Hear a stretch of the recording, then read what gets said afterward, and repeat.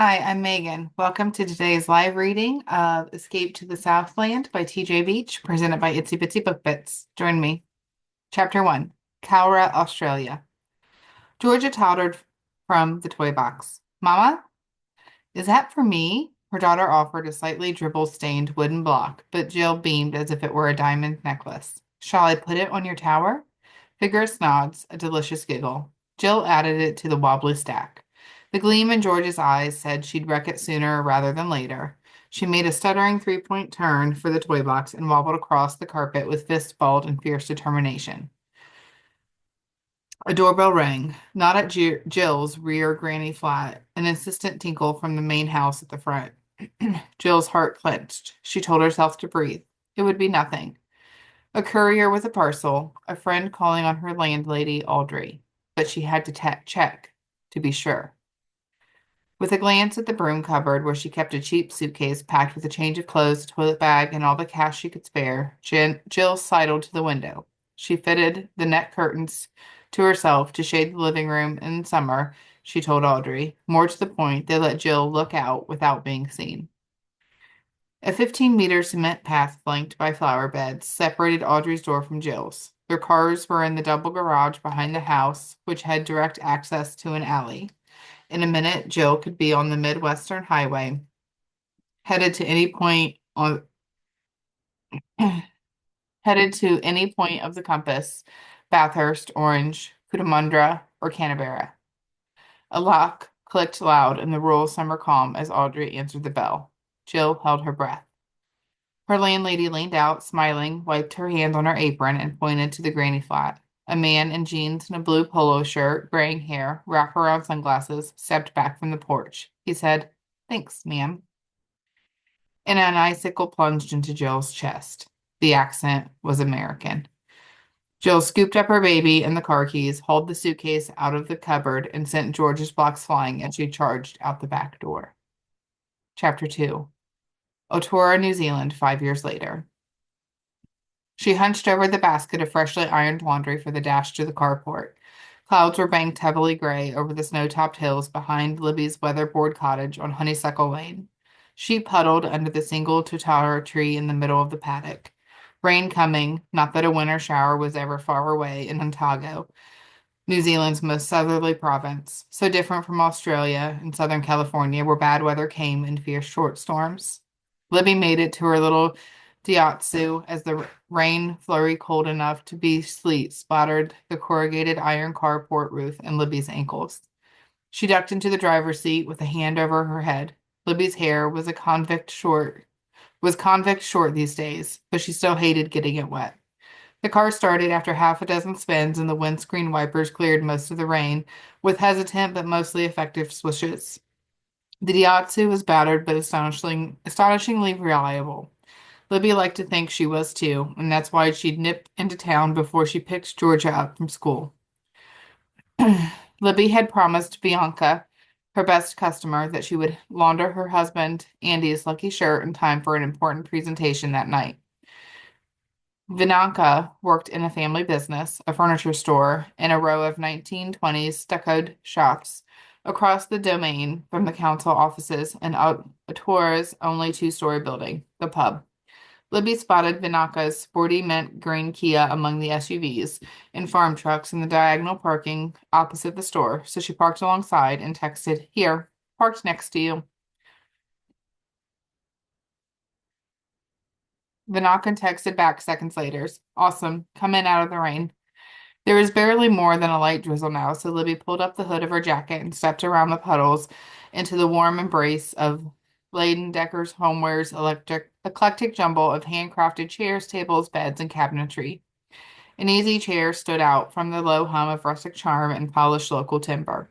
The amber hues and deep honey tones of the subtly curved arms and short, sturdy legs oozed timeless South Island elegance. The high, gently arched back, upholstered in a plush, earthy fabric decorated in bold native fern motifs, cried out for a lazy weekend afternoon and a good book. The price on the ticket was fair for the craftsmanship, stratospherically out of sight beyond Libby's bank balance, and the chair would look ridiculous with the second-hand store cast-offs in her lounge. But oh, how she loved to curl up in it while Georgia watched her cartoons. Which reminded Libby the school day ended in a few minutes. Thankfully, after a year at Owatura Primary, Georgia had friends to wait with. She got anxious if her mom was late, though sometimes now her baby went more than a week without waking up sobbing and drenched in sweat. A frisson of discomfort slithered down Libby's spine. It did every time she felt exposed and alone. But why? Can I help you? Libby jumped like she'd been shot. Sorry, the store owner tugged his hand back sharply. His name was... No, Libby couldn't remember.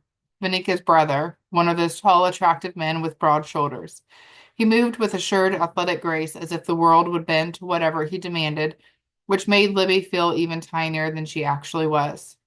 The shop owner brought a pleasant waft of something rich and undeniably masculine, sweet but not sugary, like peaches straight off the tree. He fixed her with deep brown eyes that sent Libby's panicometer into the red.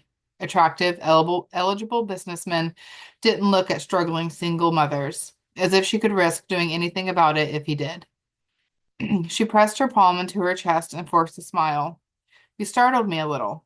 A lot, I'd say. A lopsided grin put a friendly sparkle in those arresting eyes. Libby looked away before the attention burned her cheeks. He stepped in next to her, close enough to raise Libby's pulse. A stupid reaction. These days, she passed men in the street every day without getting the jitters. You like that one? It's Karuri. Jep Miller made it in his workshop out Middlemarch way. His stuff's very popular. I see why, even at $2,000 a time, but I can only afford to look. It wouldn't be fair to waste his time on an elaborate spiel. I came to see Vanika. She's expecting me. His shoulders dropped. Disappointment?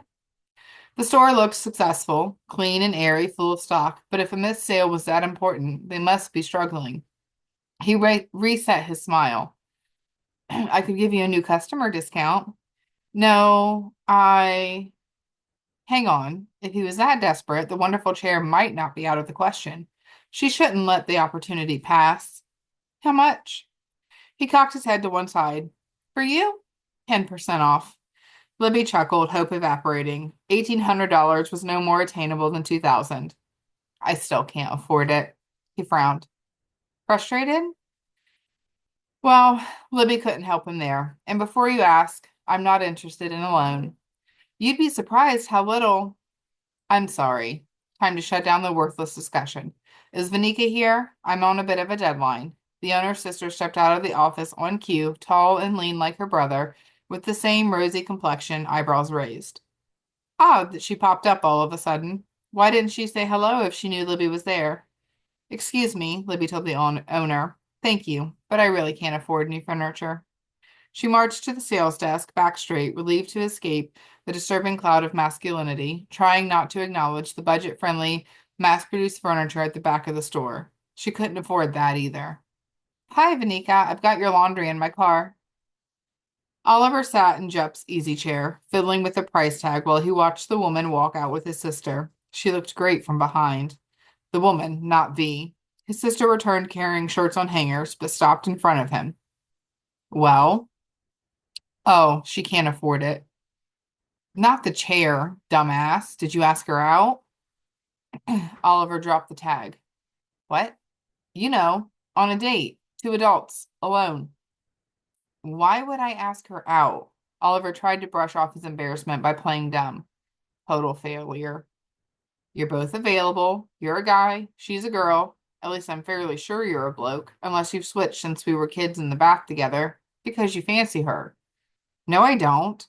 She might be pretty, maybe stunning if she grew her hair out of that stubbly, mannish buzz. Oh, heck, she wasn't a cancer patient, was she? Bad enough the woman was broke. Yeah, you don't like her. That's why you ran out of the office. You couldn't take your eyes off of her. I did not run. No way. A swift professional walk? So, I like talking to good-looking girls. Sue me. Anyhow, the last thing he needed was another burden, another lost soul relying on him to dig them out of whatever hole they'd gotten themselves into. Another yoke tying him down to Owatura. She's got a kid, hasn't she? You've checked her out, then. Oliver shrugged off the itch between his shoulder blades. Seen her around a few times, so what? She's your cleaner, isn't she? Libby offers an amazing laundry service and gardening in the summer. Libby, that was her name. Libby Preston. He remembered now. And yes, she has a daughter, Georgia, who is delightful. Vanika fisted her hands on her hips. Do you have a problem with single mothers? Yes. Oliver might be a soft touch. The whole bloody town knew it. His biggest problem. But he'd not take on someone else's kid, even if the mum was petite and curvaceous with eyes that could melt butter. Good luck to her, he said because Vanika was staring. Forget it. She's not into me anyway. Libby wouldn't meet his eyes when he spoke to her, fretted like a nervous deer. I have such a way with women. Vanika dragged him to the counter, deposited Andy's shirts, and fixed Oliver with a look that reminded him of their mother when he'd done something that threatened the family's good name. He braced for another younger sister pep talk. You've got to stop tearing yourself up about Helena. No shit, Sherlock. Easy for her to say, happily married with two pretty decent kids. Andy didn't jilt Vanika a week before her wedding. Helena's a hag, she said. We all knew she wasn't right for you. It would have been nice if they mentioned that between high school and the week of the wedding. Everyone saw, yeah, I get it. This was the bit where Vanika reminded Oliver his fiancée cheated on him before they broke up. Helena made it clear she wouldn't settle for sleeping with one man in a town so small it didn't need traffic lights. Which stung. Hardly a ringing endorsement of his prowess. She lost her nerve when she realized Oliver couldn't leave. And who'd blame her? He'd want it out as much as Helena. More. Get back on the horse, Oliver snorted. You know what I mean. Yes, I do. You're right. He needed to break out of this prison more. You're young, you're fit, pretty good looking. My point is, what happened to your courage? Man up, bro. What happened to the guy who trampled all blacks in the ruck for Otago? One all black, and he only played one test, and he was way past his best. Tell that to the boys in the pub. They did go on about it a bit since a ruptured Achilles ended Oliver's stint as captain of the Owatura Stags. How tough is it to ask out a pretty girl? Vanika said. She can only say no. I will when I see one I fancy. One who isn't a swamp of need that'll swallow me up and doom me to this bloody store for eternity. Are you planning on any work today? She rolled her eyes. He stared her down. I pay you to hang out here. Vanika retrieved the laundered clothes. Not enough. I need to get home with Andy's shirt. She marched it to the door. Oliver called after her. That's it. You're fired. She raised a single finger behind her back. Oh well, he tried. Wish Andy luck.